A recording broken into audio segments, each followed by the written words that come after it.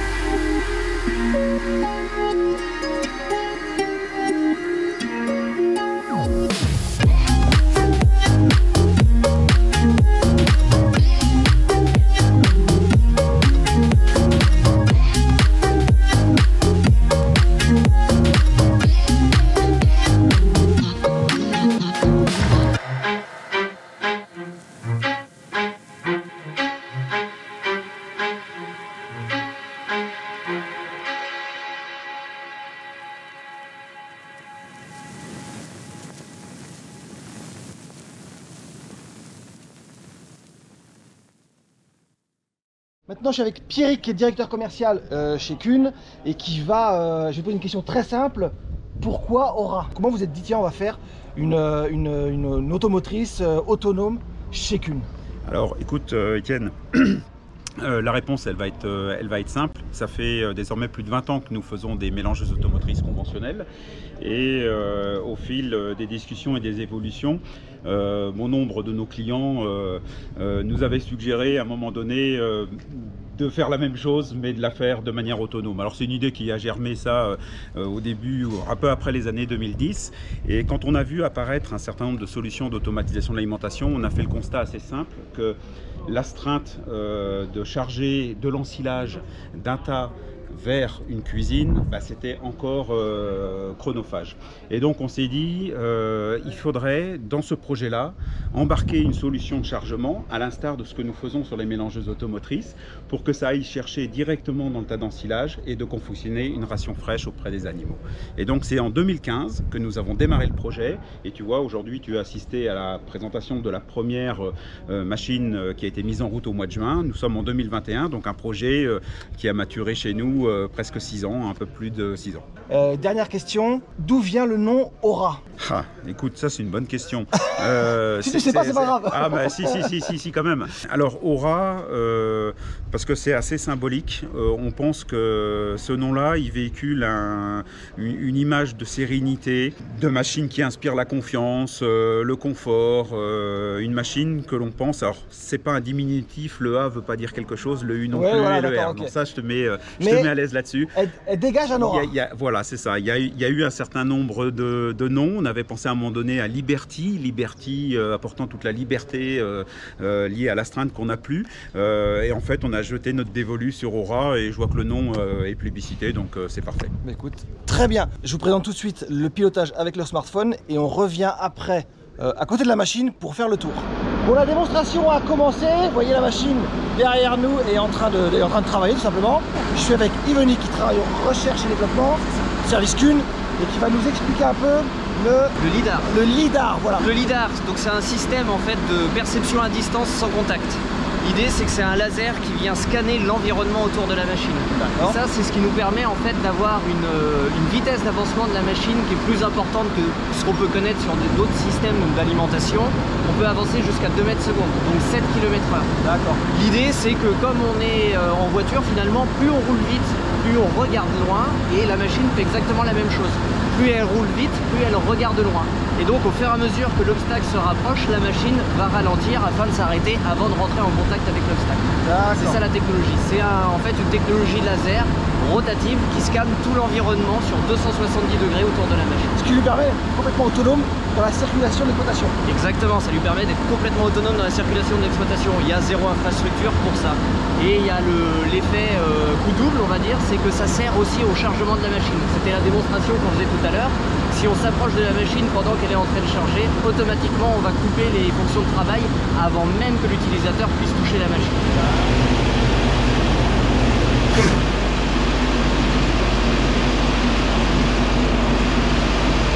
Maintenant, alors tu vas me présenter l'application, on appelle ça comment? L'application? Ouais, c'est ça, c'est l'application Aura. En fait, c'est l'interface de la machine. C'est en gros savoir ce que fait la machine. Parce que là, on voit la machine derrière nous qui travaille, mais on ne sait pas réellement ce qu'elle fait, où elle en est rendue dans son chargement, quelle va être sa prochaine étape, etc. etc. Et grâce à cette interface qui est disponible sur tous les smartphones, que finalement c'est une page web, et on va pouvoir consulter les informations de la machine. Quelque part, savoir si tout va bien sur la machine. D'accord, donc si on est 4-5 dans l'exploitation, on peut tous l'avoir sur le téléphone. Exactement. Sans télécharger une appli. Sans télécharger une appli et en consultant mutuellement l'interface. Par exemple, ici on voit que la machine est en mode automatique. Tout va bien, il y a zéro erreur sur la machine, tout se passe bien pour elle. On voit aussi qu'elle est en mode de chargement.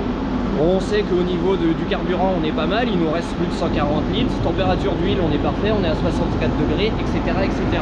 Donc là ouais, on retrouve typiquement les informations du moteur. Donc par exemple son nombre d'heures, sa consommation instantanée, mais aussi son pourcentage de suie, puisqu'on est sur un moteur phase 5, donc c'est un moteur qui fait des régénérations. Donc on peut contrôler tout ça. Ça nous permettra aussi d'avoir toutes les alertes, par exemple un niveau bas d'huile moteur, une température d'échappement normalement élevée ou des choses comme ça. C'est sur cette interface qu'on pourra retrouver toutes ces notions-là. Si on continue à naviguer sur l'interface, on voit aussi qu'on a les informations de pesée. Voilà, typiquement, on voit qu'on arrive à la fin du chargement. Là, il nous reste 9 kg à charger dans la machine. Donc là, c'est ce que la machine est en train de faire. On voit qu'elle s'arrête à 1 kg près. Donc là, elle va avoir fini. On entend la machine qui fait son inversion. On a un poids total de 350 kg dans la machine. On veut voir vérifier la qualité du mélange, par exemple, on va pouvoir s'en aller dans la partie caméra. Et là, on voit l'intérieur. Et là, on voit l'intérieur de la machine. Donc là on voit la fibre qui est en train de bouger gentiment dans la machine. Là on est sur une vitesse de mélange assez faible, mais on peut aussi mélanger beaucoup plus rapidement en fonction de l'envie et du besoin de recoupe de l'utilisateur en fait. D'accord. Ça nous permet de consulter à distance ce que fait la machine et sans avoir besoin de s'y approcher, donc du coup sans la perturber dans son fonctionnement.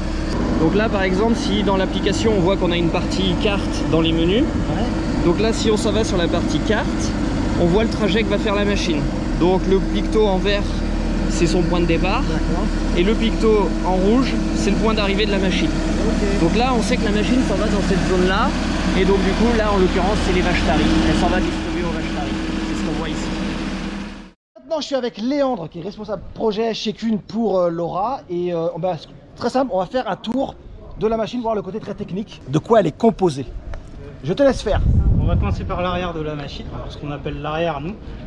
On a des bordures sur la machine, sur tout le pourtour de la machine, qui permettent d'activer ou de désactiver la sécurité. On a un lidar de navigation qui se trouve juste en haut, qui nous sert à nous localiser à l'intérieur des bâtiments. Tu as dû le voir tout à l'heure, nos GPS sont aussi tout en haut. Et ensuite on passe avec l'organe de distribution, un tapis de déchargement, droite-gauche, nos brosses repousse-forage de repousse-ration qui sont positionnées à droite et à gauche, on peut choisir. Et on a notre porte de distribution avec notre cuve de vis verticale, 4 couteaux en tout dans la machine, et on a un aimant sur la vis de mélange pour capter toutes les pièces métalliques dans la machine. On a notre seul panneau de commande sur la machine, il est ici. Un petit arrêt d'urgence et nos deux boutons pour réarmer la sécurité et démarrer la machine avec un panneau de clé. Voilà. Ensuite on arrive sur l'organe principal de la machine, l'organe de chargement qui est vraiment différenciant. On a notre fraise de chargement 600 mm de large. On a un convoyeur pour acheminer le tout dans la cuve et un coulisseau qui nous permet de décaler la machine à droite et à gauche. C'est notre capteur, notre lidar de sécurité qui se trouve en dessous de la machine. On va parler de traction maintenant de la machine. On a 4 roues pleines, anti-crevaison, 4 roues motrices, 4 roues directrices qui nous permettent de naviguer complètement aisément dans les silos et autres trajectoires de la machine. Elle arrive à prendre de la pente, vous voyez là il y a quand même une belle pente là, et elle arrive à circuler. On peut franchir jusqu'à 20% de pente. Gravier, elle est en gravier aussi, forcément béton, goudron, elle va y aller à l'aise. Mais c'est vrai qu'elle se déplace plutôt bien dans l'exploitation. Moteur, ce qui se trouve sous le capot, moteur de 42 kW, une cinquantaine de chevaux, qui permet d'entraîner toutes les fonctions de la machine, avec des moteurs hydrauliques bien sûr. En fait le moteur fait juste tourner l'hydraulique. Une ligne de pompe hydraulique. Voilà, vous avez pu voir le fonctionnement de la machine de Laura. J'espère que vous avez apprécié un peu le côté novateur, très technique aussi de cette machine là de Laura. Si vous avez des questions, des remarques sous la vidéo, n'hésitez pas. Je vais la laisser fonctionner. Je vous dis bon dimanche et à la semaine prochaine. Salut!